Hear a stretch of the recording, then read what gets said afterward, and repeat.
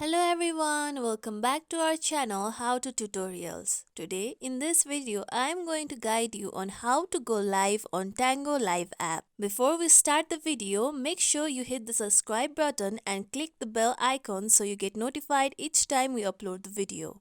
First, make sure you have Tango app or you can download it through Play Store. Tap on Tango app. Make sure you have an account. If you don't, you can check on our previous video to create a Tango app account. Then tap on video icon at bottom. Allow Tango app to record audio and access the location by tapping on allow. Then you are taken to this page.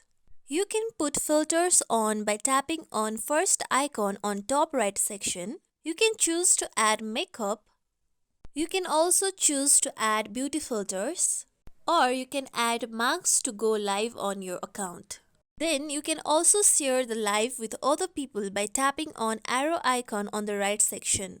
Now with all the processes, you can go to live by tapping on go live option at the bottom. This is the tutorial of how to go live on Tango Live app. If you like today's video, make sure you like, share, subscribe to our channel for more tutorials like this. Thank you for watching.